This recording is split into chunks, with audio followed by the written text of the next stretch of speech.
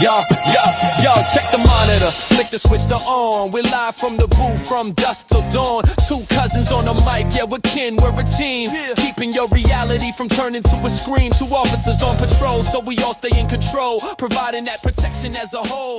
Welcome to the podcast. Welcome to the Bloodline Security Podcast. My name is Rinell Readus, one half of the Bloodline, and my cousin Wesley Benz. Today, we would like to welcome Alejandra to the show.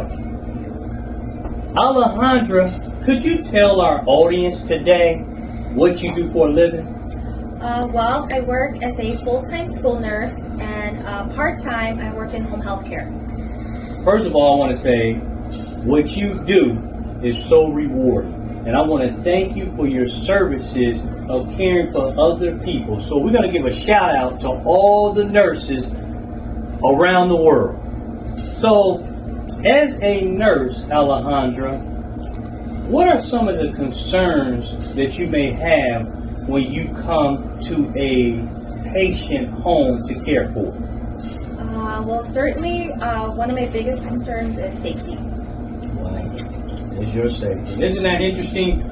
Everyone, safety is her number one concern. And it would be a concern, you know. So, what if I told you that there's actually 3 tips that you can think about or consider while you go into a patient home? I'd love to learn them. All right. So, first of all, as you arrive to a patient home, do you ever drive around the block maybe twice to just see your environment?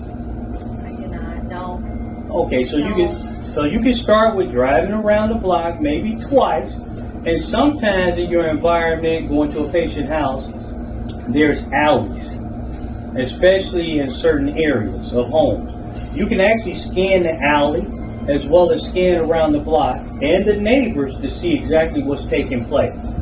So your environment is set up.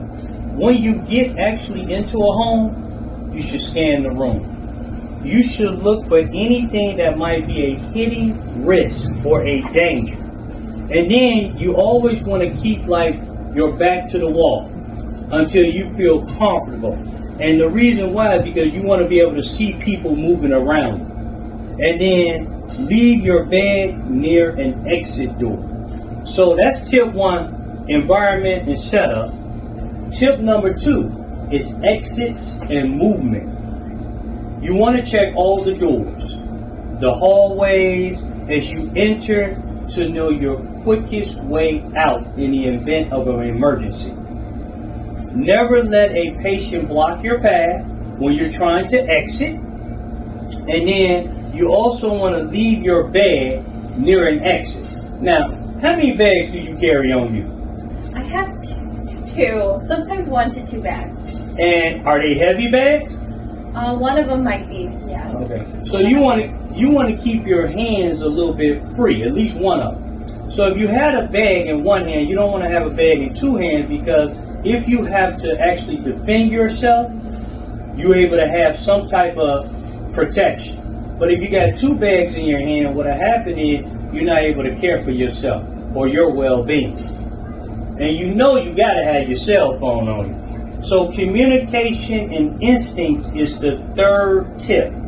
It says trusting your gut feeling. If you have a gut feeling, how do you feel sometimes when you get that gut feeling?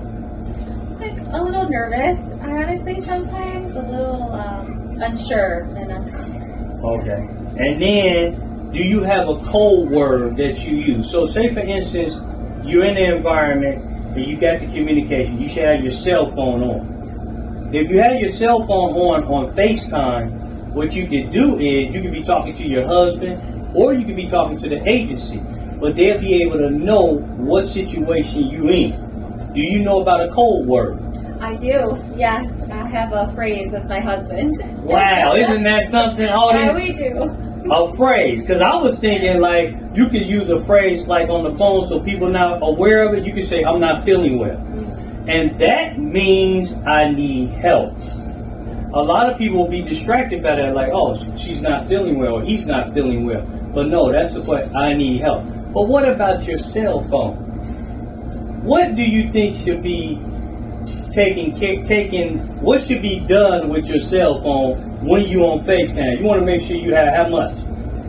At least above 80% battery first. Absolutely. And that was my biggest problem. And now I always make sure my phone is charged, that I have battery. Because if something happens and you don't have battery, it's useless. So keep it charged as much as possible at all times. So the 3 tips: environment and setup, exit and movement, communication and instincts. Them are 3 very important tips. And Alejandra, I want to say once again, thank you for coming on the Bloodline Security Podcast. I look forward to you being on this show again, because guess what the next topic is going to be? It's going to be how to get to your vehicle safely when you get off of work. Thank you. Thank you so much. I appreciate you. Thank you. The security king, keeping watch on the block, helping you stay safe while we ticking on the clock. 2 cousins, 1 mission, yeah, we dropping the word. The best advice for safety that you've ever